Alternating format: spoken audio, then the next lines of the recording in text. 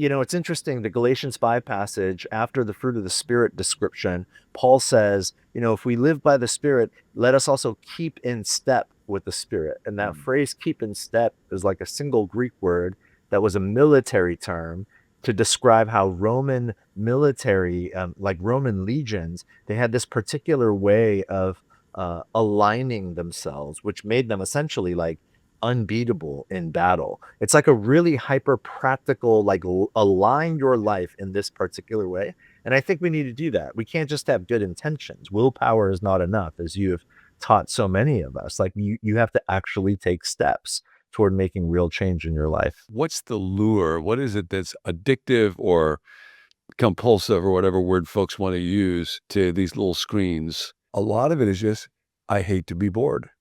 We hate Yeah. to be bored. This is the quickest escape possible from boredom. The device in my hand will help me fight the enemy of boredom. And I think that's the mistake. Boredom is not our enemy. Boredom is our ally.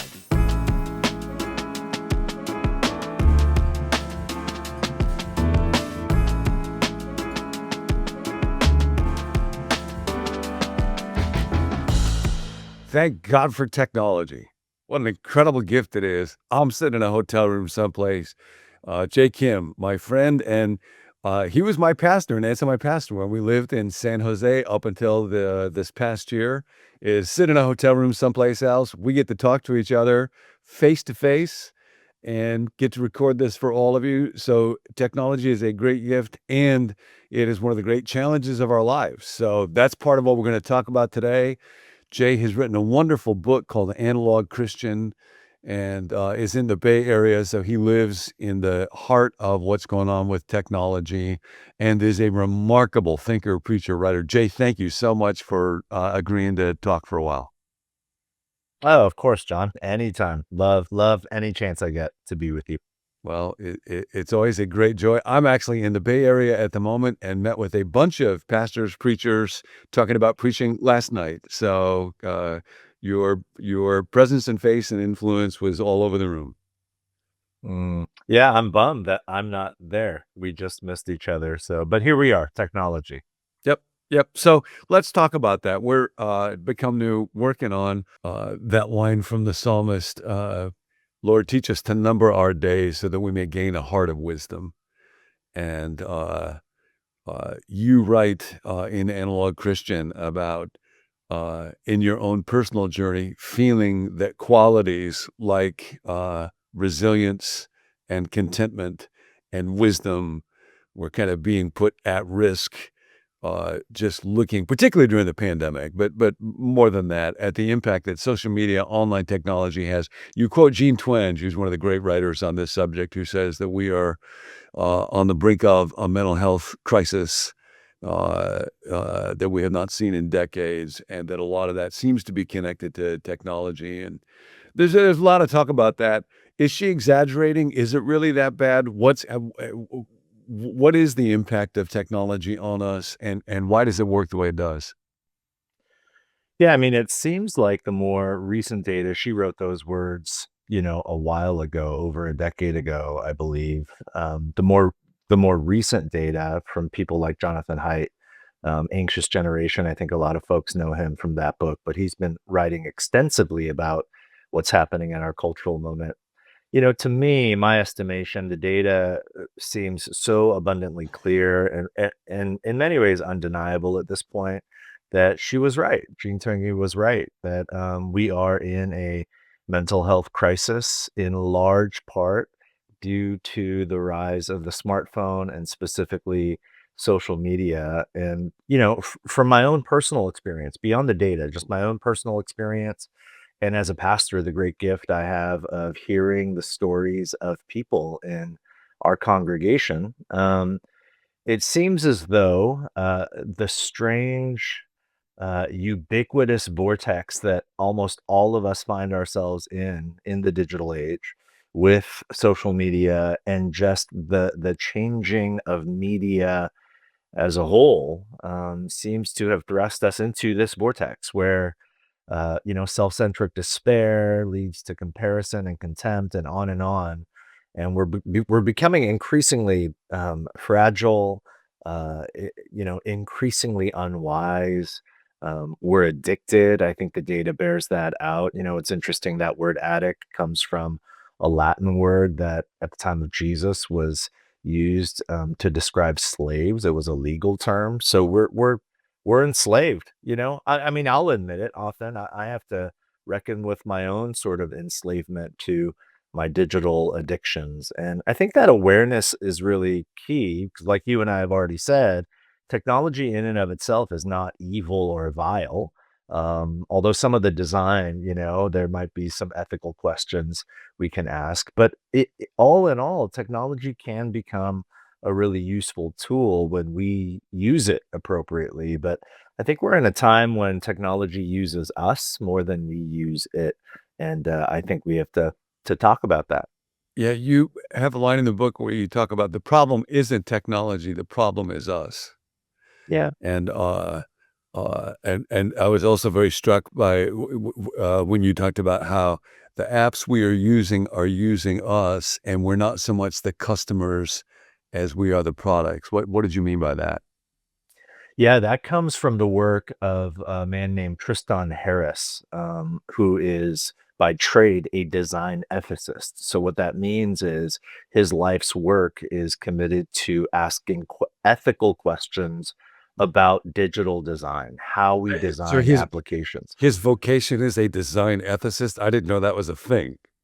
Yeah, it's a thing. Well, his story is fascinating. He leads an organization now called the Center for Humane Technology. In other words, he wants to help us make technology a tool that leads to deeper human flourishing. And the reason he did that was because he was actually, this is all public. He was actually hired by Google many years ago. This is not, I'm not throwing shade at Google. I use Google, but this is the story. He was hired by Google to lead an ethics team at Google. He left after a number of years, publicly stating that he realized he could no longer do the work because Google it damaged their bottom line to instill ethics into their design, and so he was never really allowed to do the things that he proposed. So he left and started this center. And yeah, there's a whole movement around it. And that line comes from him. He basically says, we open our apps on our phones, and just about every social media app you can find is free. Like you just download it, there's no cost. You don't have to double click to pay for Instagram or Facebook or whatever. You just don't have to do that. You don't have to pay. But he says nothing is free. If an application is free, then it means you are the product being sold and bought. You are the source of commerce. And he's got lots of brilliant thoughts on it. But I think it's true. We think that these are just sort of benign applications on our phones. And if we're not careful, we become the commodity that's being bought and sold. Specifically, he would say, and I would agree, it's our attention. Our attention is the commodity. He calls it an attention economy. That's the era we're living in. And so, again, paying attention to that and reclaiming our attention, I think, is probably one of the first steps. So, part of what I love about the book is that, as you're reflecting on your desire for contentment, resilience, and wisdom, and the sense that it's kind of getting lost, you end up contrasting a lot of the characteristics that seem to get reinforced online with the fruit of the Spirit. And I want to read a quick summary, and then you can just comment on whatever you want to. So the door's wide open.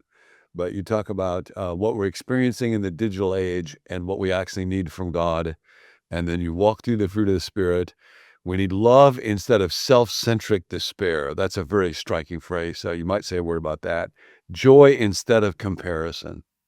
And it does seem like there's something about the nature of social media that makes comparison kind of the national pastime.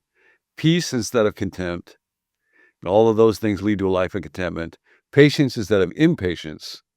If it takes my computer 5 seconds to boot up, like that's just too much to tolerate. Kindness and goodness instead of hostility, leading to a life of resilience. Faithfulness instead of forgetfulness, gentleness instead of outrage, self-control instead of reckless indulgence, leading to a life of wisdom.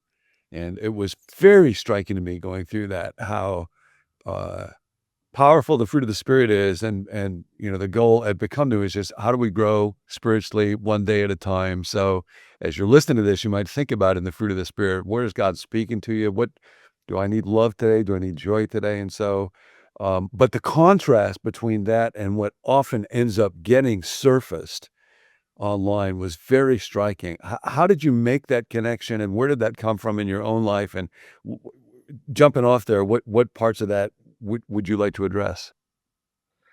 Yeah, I mean, where it came from was just my own increasing recognition of these symptoms of my own digital addiction over many years.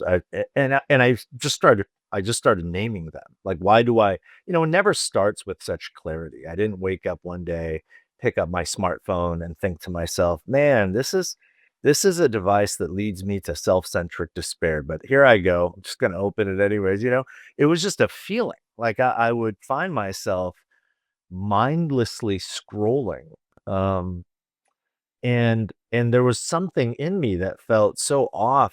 Most people can relate to this. You sort of doom scroll your media feed of choice or your social media feed or whatever, and you're seeing all of your friends, posting their highlights and their vacationing in the Maldives or something, and you're sitting in your cubicle and you're just like, there's something about it. You click the heart button to to let them know you like that they're having a great time, but you don't really feel that way. I didn't really feel that way. It's like, why did I click that? I don't actually like that. Right. I'm actually overcome with envy I'm a and loser. yeah, Yeah. yeah. What's wrong with my life? How come my life doesn't look like their glossy sort of highlight reel? Even though intellectually I knew that's just their sort of filtered, curated, glossy highlight reel. I knew their lives aren't always like that. And when I was doom scrolling Twitter or X or whatever, I also knew intellectually, well, not all the world is in absolute chaos and uproar. There is much that is wrong in the world, but the ratio is not what Twitter tells me it is, that everything is just going absolutely wrong. And I found myself, I think hopefully people can relate to this. I think they can. I also found myself in the midst of that detaching from my actual lived life. There's like the gift of this life that I have been given. I think often of that incredible line toward the end of Mary Oliver's poem, The Summer Day, where she asks the question, "So tell me, what will you do with this one wild and precious life that you've been given?" And I found myself like, you know what? There are things I want to say that I will do that sound beautiful and poetic. But if I were to be honest about what I'm actually doing with this one wild and precious life, Yeah. I'm just scrolling. I'm scrolling myself into despair, fueled by comparison Mhm. and contempt. And that was leading to a complete loss of contentment in the one wild and precious life that I've been given. And so on and so forth, impatience and hostility and forget. I just realized, man, I have no resilience. I cannot wait. Mm. The writer Nicholas Carr, in his book The Shallows, he talks about how we have, in the digital age, because of our devices, we have now acclimated to we've become people who just jet ski on the surface of life, and we never dive deep. You can think about the difference between scuba diving and jet skiing. If you want to cover a lot of ground on the surface, get on a jet ski and go, but you will never know the depths of the ocean. Mm. To do that, you've got to put on the gear and you've got to go slowly Mm. down deep. And I was realizing I have lost my aptitude and ability to go deep, um, with good things and with hard things. And so just all of this stuff, I first came to an awareness, man, something is being malformed in me. And I just had a sense, man, God has something to say about this. So really, And in thinking about your journey with this, self-awareness, self-assessment, just trying to find some kind of gauge about how is it with my soul, and then identifying some of these qualities like love versus self-centric despair, or joy versus discontent and envy. Uh, you have a great quote from somebody, I think Jerry Saltz is his name. "You've got to Okay. make an enemy of envy today. Mm, By tonight, it will eat you alive." yeah. Yeah, I think envy or comparison, it is the thief of joy. You know, we think about joy mostly as just pleasure, but biblically speaking, joy is not that. You know, joy is not a spark. It's not this emotional spark. It's this steady, pervasive sense of well-being, you know, rooted in the goodness and the nearness of God. And to experience deep joy in that way, you you have to go deep and you have to be willing to allow joy to coexist with pain. It's not this like fleeting feeling of happiness. It's a deep, abiding sense of happiness. You know, I think all of us want to get to a place where we could scroll our feed in a healthy way, watch as some of our friends are experiencing highlights in their life. I want to be the sort of person Yeah. that can see those things and not compare and contrast, not envy, but instead feel genuine joy for those friends. And that's a struggle all the time, but it is a practice. We have to practice that. We have to do the work of, relinquishing this sort of cultural myth that if my life somehow doesn't measure up to everyone else's highlight reel, that my life is for some reason not worth living. And again, remind ourselves your one life is wild and it is precious and it is the gift God has given you. And when we can settle into that reality, I think real deep abiding joy is possible. So for me, it just, when I read the Galatians 5 passage about the fruit of the spirit, I'd read that passage so many times. I'd had it memorized, that the fruit of the spirit is love, joy, peace, patience, and on and on. But when I read it in light of these thoughts and this own sort of internal conflict, it really just clicked with immediacy for me. Like, oh, this is the answer. I need to invite the Spirit of God to do real deep inner work and live with an awareness of the work that the Spirit wants to do. And if I can do that every morning, then I have a chance, to make it through this wild thing that we call the digital age. So, uh, if a first step is kind of becoming awareness, and the fruit of the spirit is a wonderful contrast to the ways that I could misuse my one wild, crazy life, um, then, uh, what do you do to help counteract? How do you navigate online technology? How much time do you spend with it? What boundaries do you put around it? You're a pastor, so you watch all this stuff in the congregation, and you're in the heart of the center of technology in the Bay Area.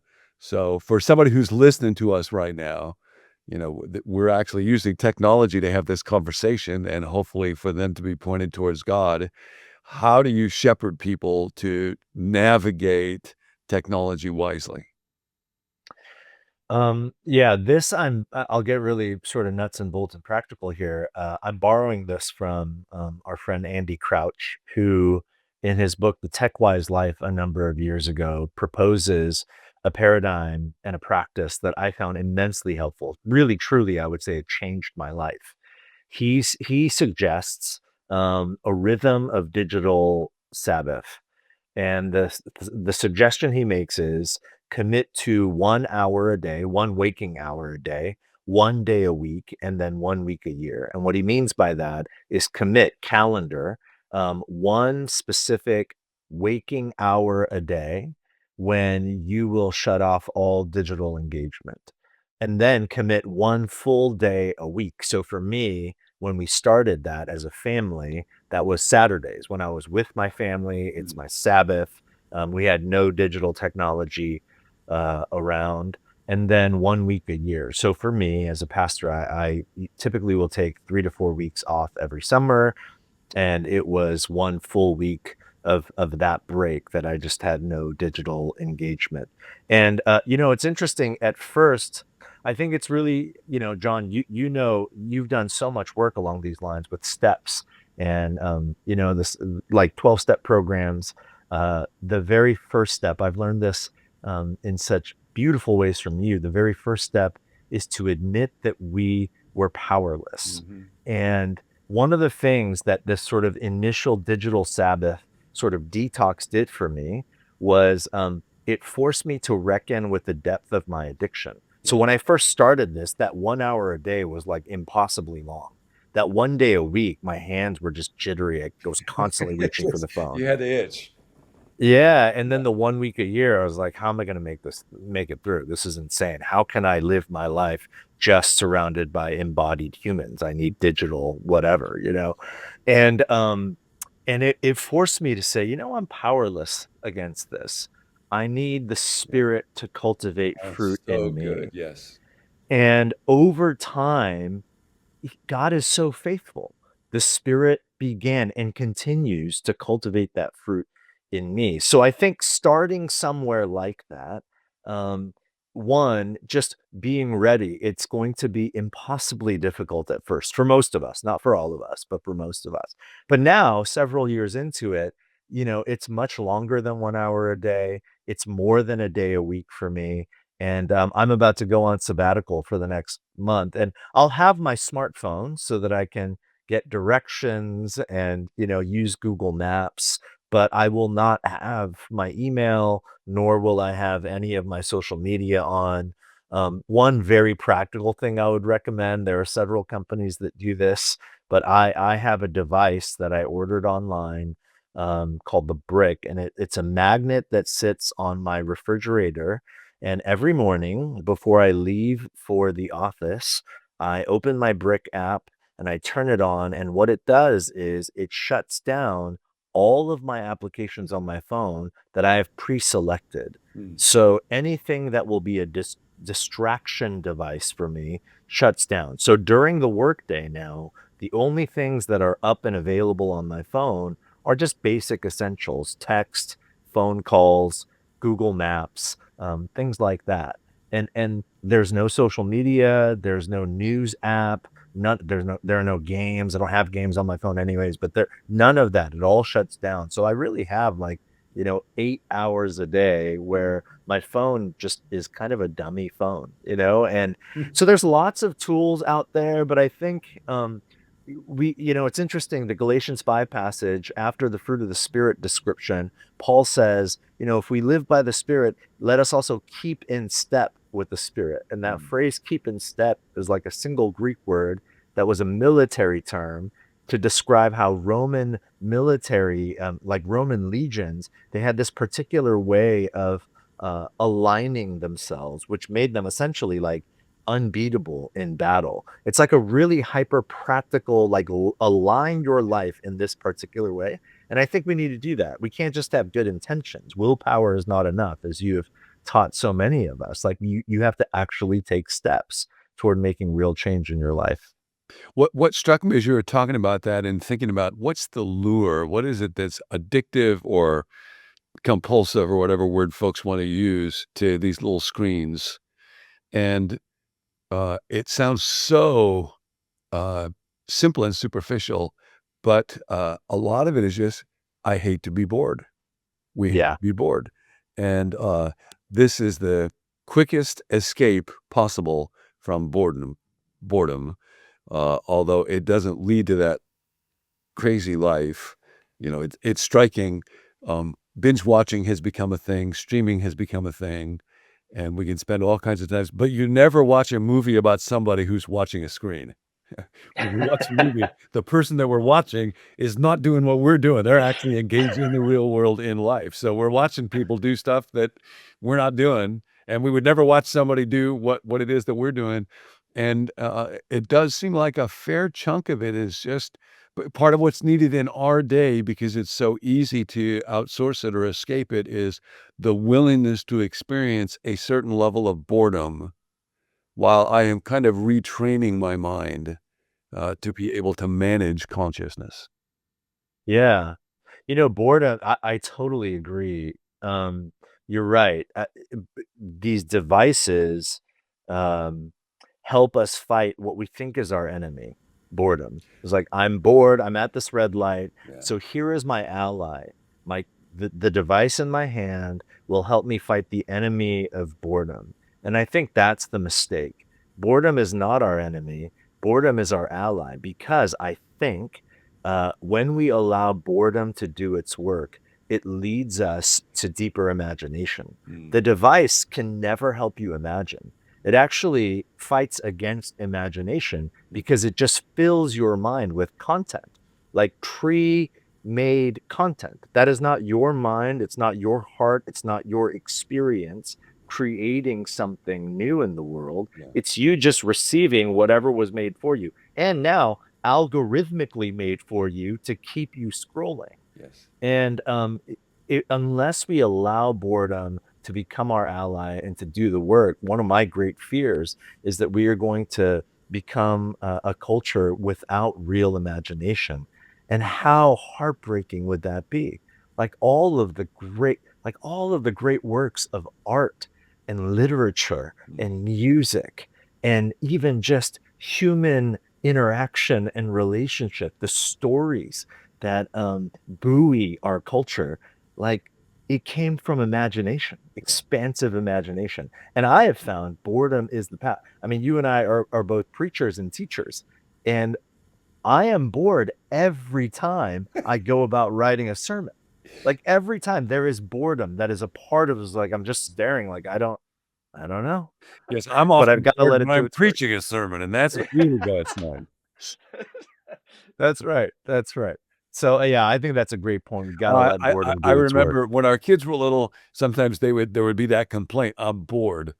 And my Yeah. wife, Nancy, her response would be, "Well, that's a real problem. You're gonna have to figure that one out. How are you gonna deal with that?" Yeah. Uh, even years ago, screens, just TV, there were enough ways to shortcut escaping boredom that what that means then is paradoxically, our capacity for boredom keeps going up. Mm. In the ancient world, Eugene Peterson used to write about this, that essentially the word boredom did not exist in the ancient world. Yes. And we look at that and go, well, that's weird because they had to be bored all the time. They had nothing to do. They had no screens. They had no movies. They had no Netflix. Most of them couldn't read, but it didn't occur to them to be bored because their mind had to develop the muscles of focusing Yes. on something. And they would love to memorize stuff because it was fun because they had nothing better to do.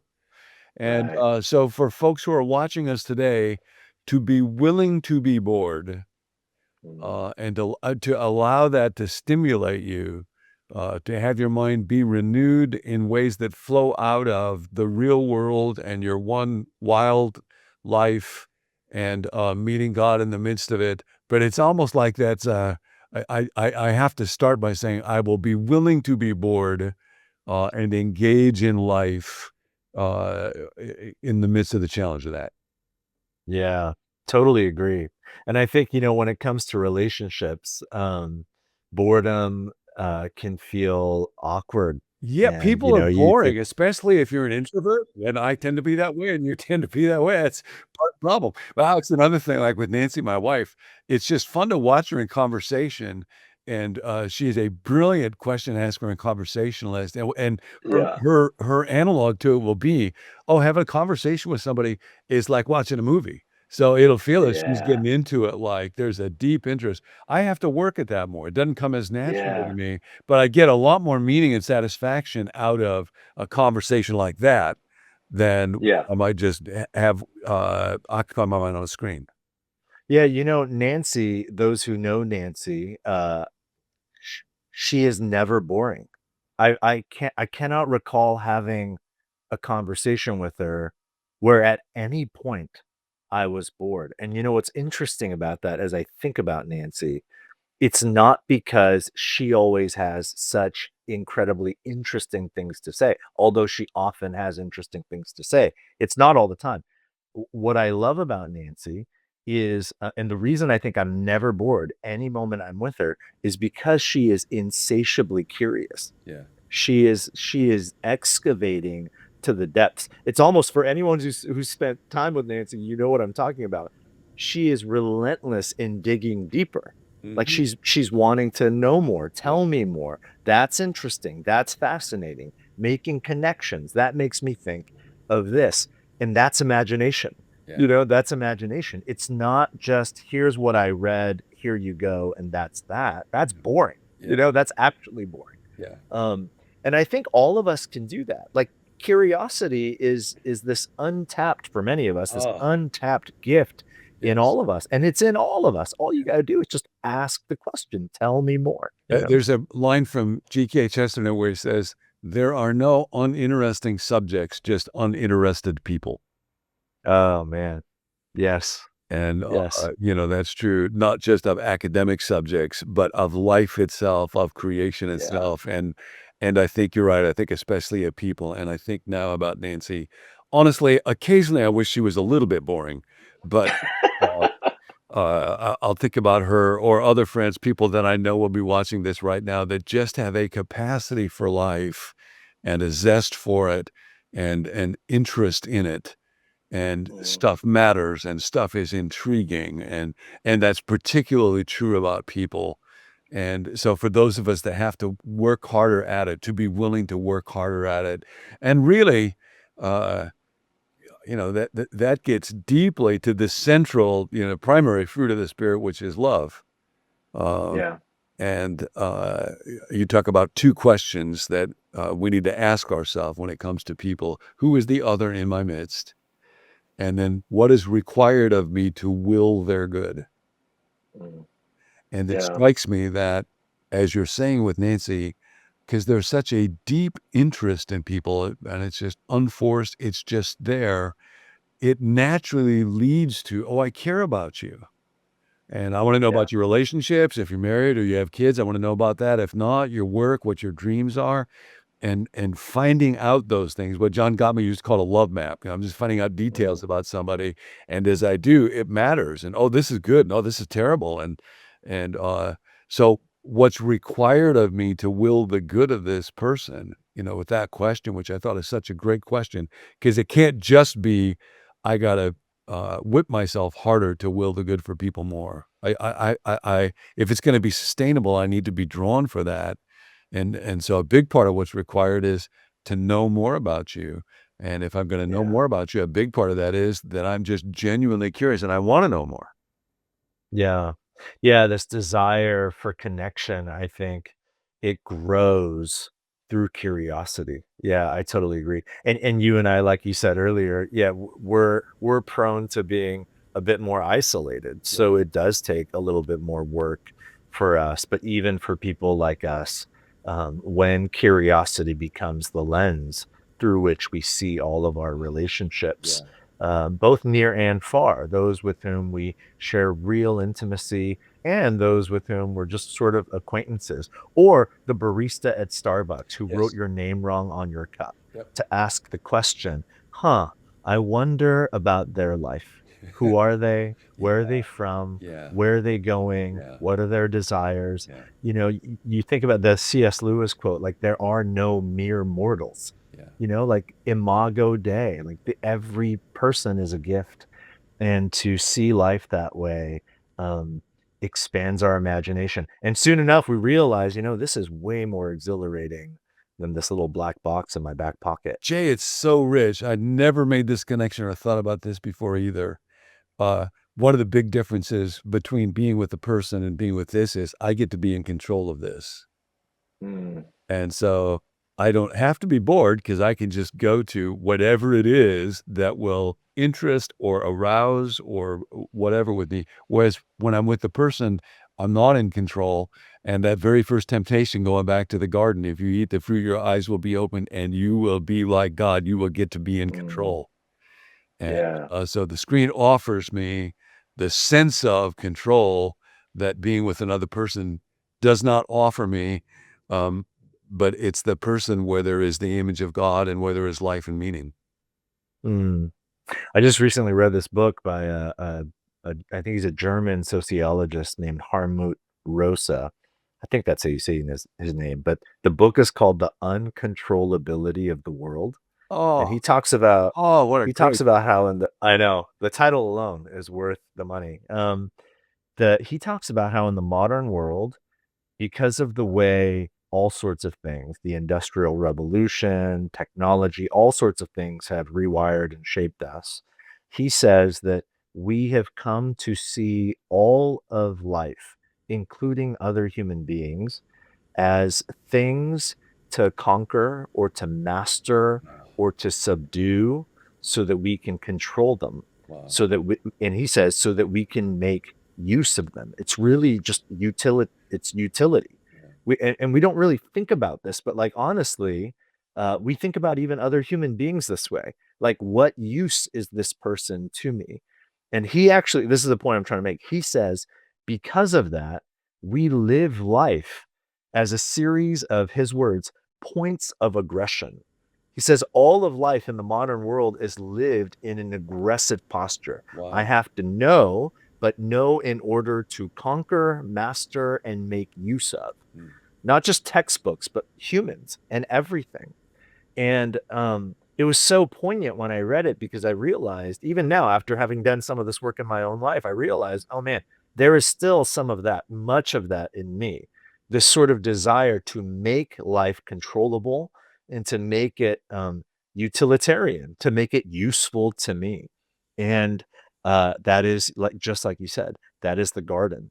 I saw the that's fruit and I s thought it was good. such a contrast to the way of Jesus and the nature of the kingdom and self-surrender and Yeah. sacrificial love and, uh, dying in order to live. What's his name again? It's The Illusion of Controllability? The uncontrollability of the world, Okay. and, his last name is Rosa, Rosa, Uh, German sociologist. Yeah, I only understood, like, 50% of the book, but that part was really good. yeah, but you were reading it in German, so, last question, Jay. You're also a dad, and part of what we're talking about, particularly with this series, because technology has made parenting so much more challenging for folks. How do I arrange family life? How do people deal with their children? And we're all, whether it's with our children or grandchildren or niece and nephew or siblings, or thinking about how to be a blessing to children who are facing some real serious challenges growing up in this online world. So, what word do you have for parents as a parent yourself about how to try to navigate these things well in their parenting? Yeah, I mean, I guess this word won't be, initially at least, all that inspiring. It'll be more sobering, but, the parallel that has been helpful for me, others developed it, but I totally agree. I do think in the years to come, and I think those years are they might possibly be upon us now because of all of the overwhelming data that's coming out. But in the years to come, I think we're gonna realize that these little black boxes that we put in the back pockets of our kids, we're gonna look back and think about it like we think about cigarettes now. Mm, That we're gonna look back and say, if you could just imagine buying a pack of Camel cigarettes for a 12-year-old and say, "Here you go, you want it? Go smoke this." We would never do that. In fact, it's illegal to do that. And I do think we are going to look back, at social media in particular and say the same thing. How do we allow 12-year-olds to have social media accounts? And again, I think that day is upon us. Many people have read, The Anxious Generation by Jonathan Haidt. I think, and he's a data scientist. It's not just conjecture. He's not waxing poetic. It's all data science.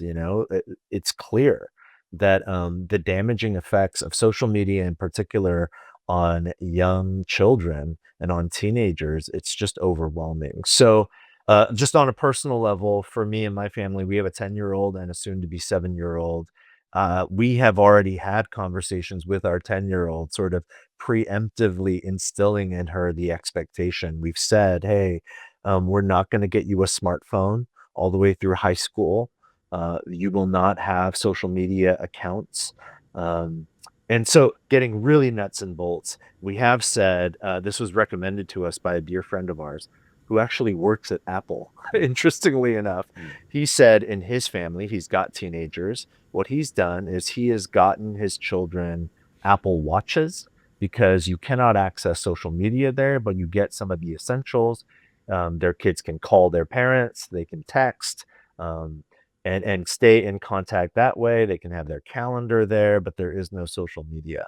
At the same time, I know that's not an option for everybody. Technology like that can be very expensive, but there are other ways, I think, to mitigate the sort of um, you know cultural tide and peer pressure that our children are going to feel. Like, what do you mean you don't have an Instagram or a Snapchat or whatever? But I think it's really important that we draw the line and we say, hey, we can agree to disagree, but this is for your good, and I want to will your good. And as your mom or your dad, this is the commitment we're going to make. So that's the commitment we're making, and I'm encouraged because I think more and more parents are beginning to lean in that direction.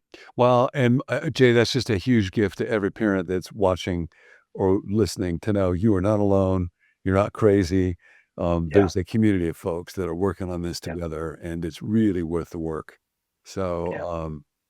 Jay, thank you. I was just want to give this thought to people as they go away today. So, can you repeat that Mary Oliver line one more time?